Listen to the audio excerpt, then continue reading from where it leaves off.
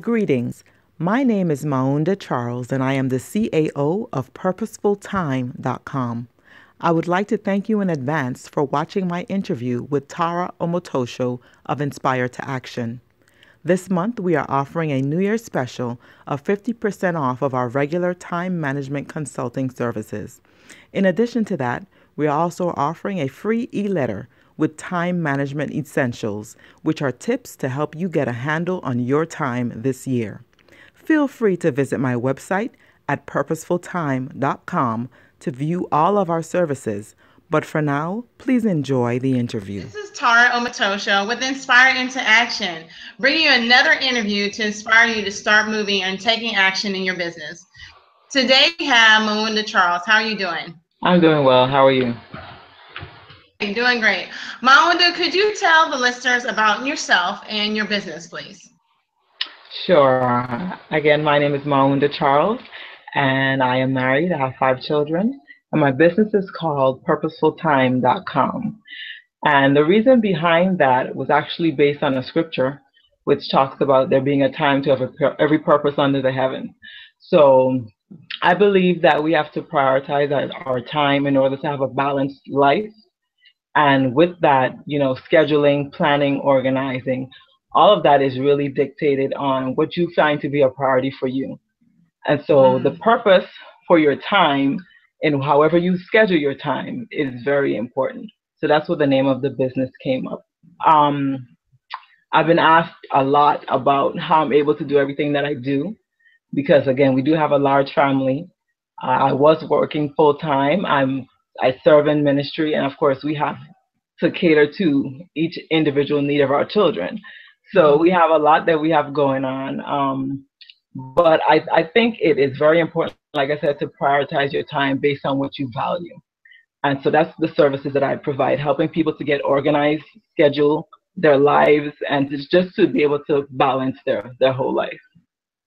That's really great. It's needed. And, there's some times where you think that you have it all together, but all it takes is that one slip up in the schedule.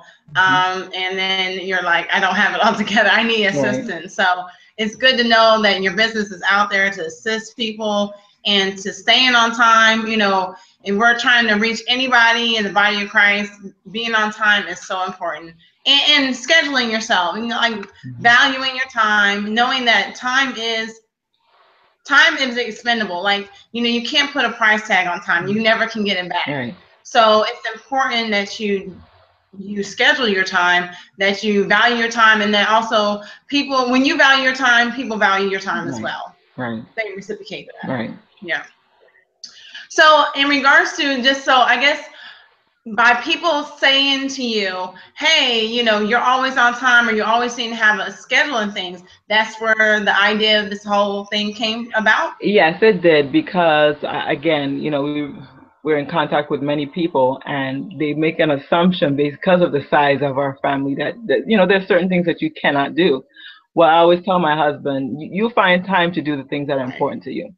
And so it takes time, first of all, to sit down and kind of go through everything that you need to do. But if there's something that you really want to do, you'll find time to do it. So, you just have to make sure that you're scheduling the right things.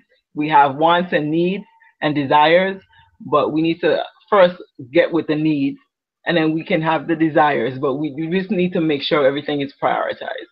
Okay. So when a client contacts you for your services, what does that look like? Are you, how many forms does it take? Are you just doing some online coaching with them, or are you sitting down and doing some teleconferencing with them about their schedule? How does this work? Well, I will first start out by getting some general information on where they currently are, what their goals are in terms of their scheduling, what it is that they want to see accomplished. And so that would mean they fill out an online form, which just asks them questions about how much time they spend in general on weekly things, working with their families, whatever extracurricular activities they have. And that's where they are now, and then where they want to be. So I get an assessment of where they want to go towards and just kind of look at both and then have a conversation about how we can get there. I do consultations over the phone, and I will create a plan for them whether it's a weekly plan, a monthly plan. They'll take a look at it, they'll try it, and then from there they can see if they can tweak it on their own, or if they want to come back and we just kind of work together to get that done. Okay. So are you like do you work around what best fit them? So if I'm more of a technological person, are you suggesting that maybe I use my phone to keep schedule? How do you keep schedule? Do you have a big calendar somewhere? How does this work with your family? For our family, we do have a big calendar, and what we do is color code everything based on person. So their activities are in a certain color. We do Okay. initials as well. Any joint activities may be one color versus, individual activities, individual colors. So we do have an actual schedule that I do every month, but I also keep a calendar in my phone, which reciprocates some of the information that's available on the schedule, just so I have it if I'm out. I can check my schedule. Okay, all right, that's cool. That's cool. I might need your services. Could you tell, in regards to business and being in business, and also just being a working mom, what are some of the hard things that you could share with us in regards to starting this business? Because I think that this is not the first business that you started. So could you share with the listeners maybe 3 things that you have found challenging? Even if you overcome them, what are some things that you have found challenging, and so they can avoid those challenges when they're working on their business? Right. I think the first thing is that you need to really be doing something that you are truly interested in, because you want to have a long-lasting business. You don't want to just get into business because that's the end thing now. Everybody's starting a business. You want to be in a business that you will enjoy doing. And so because this is what I do, outside of using this as a business per se, this is what I do. I have to manage schedules. So I like doing that. I've become proficient in it because I've had to do it for so many years. So you want to make sure that you are doing something that you like. I think the other thing is you have to realize that as a business owner, you are going to have to manage your time. And no pun intended, I know that's the business that I'm in, but because you're managing your own schedule, you're managing your own services, you have no boss per se, you are the boss. And so you need to be able to manage the time that you work on your business as well as your home life. And then the last thing I say, to be organized, make sure you know all of the legal ramifications of a business. Make sure you have incorporated, if that's what you want to do, if you're incorporated in the correct type of incorporation. You need to do some research. You need to do a lot of research just to make sure that you're being efficient. You don't want to have to go back and rework things that you could have just researched up front. Yeah, I think you made a really good point about manage your time as a business owner. A lot of times when you've been used to working for someone, when you do come out of working from them and you start working on your own, you don't know how to manage your time. You don't know how to follow up with people in a timely manner, or you're just sometimes all over the board because you're so used to having a routine maybe at the job or the office. You don't translate that to the home when you're doing your business. And then there's all kinds of distractions that can happen in your home if that's where your business is. And it's important to be organized. It's important to be accountable to someone who has a skill like yours. Right. I think too, like if you come off of a job where you may not have necessarily been in management, or you may not have been a supervisor, you may have been very task oriented in your position, whereas the manager or the supervisor would have to look beyond just the task. They need to look at the overall organization. They need to look at the skill sets of everybody else and what is required for the whole company to succeed. So I think when you transition into being a business owner, your vision has to be a lot broader than just your skill set. You now have to manage and function in a business. Right. Because most people, what they do when they come off of their job and they start working for themselves, they really create a job for themselves. They don't really create their own business. They create a job for themselves, doing something for themselves instead of thinking broader, like I'm going to hire people to do this for me, or, I'm not going to do the day in, the day out tasks, like you said. So that's really good. In regards to some skills that people need to have in order to start their own business, what would you suggest to the listeners that some skills that business owners should have? So we're going to put time management up top because, of course, Right. that is definitely that you need to have. You need to have some patience because you're going to have to do some research. If you want to do it well, you're going to have to do some research to make sure you're covering all of your bases. You're going to have to understand the legal aspects of this business.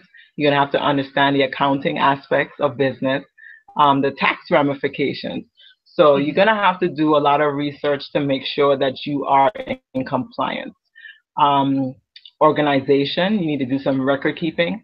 And you want to make sure that everything that you do is keep good records, because if you want to be able to take advantage of tax incentives or anything like that, you want to be able to have receipts or proper documentation.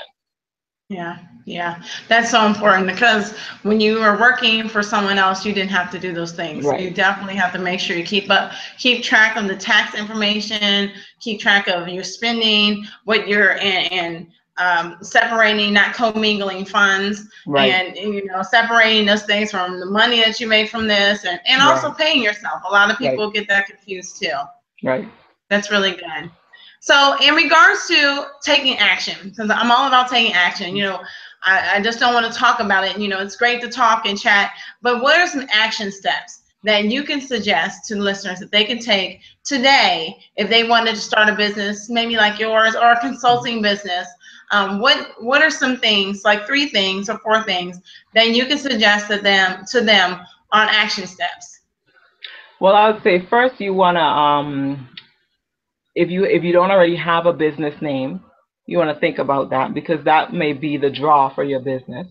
When you hear the name, it kind of makes you say, what is that about? So if you don't already have that, you want to think about that. You can, and if you do have one, you can go ahead and register that name if you're not ready to incorporate.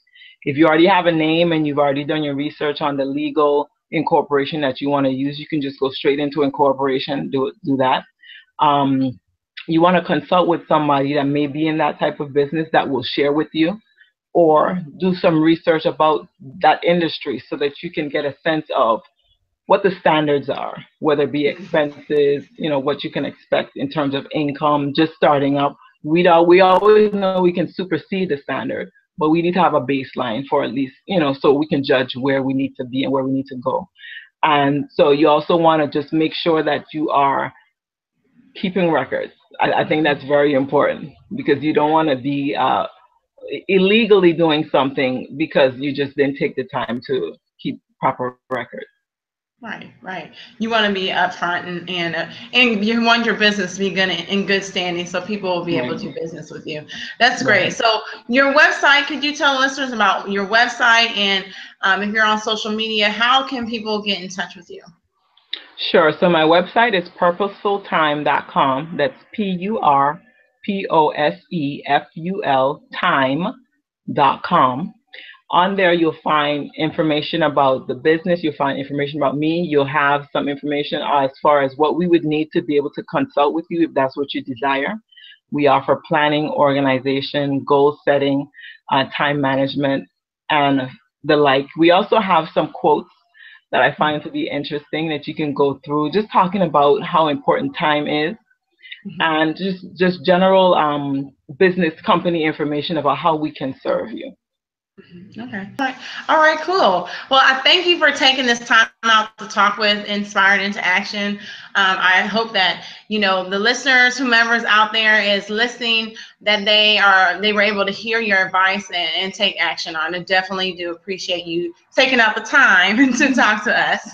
Yes, and that's one thing that, I found that people that have said they're interested in the business, a lot of times they have not made the time to do that initial interaction. So it's something that you really have to intentionally prioritize to be able to get it done.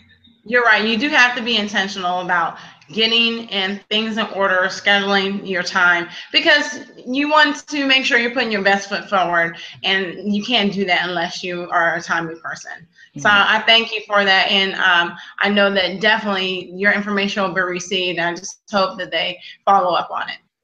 Thank you for having me. All right. Thank you. Have a great one. Too.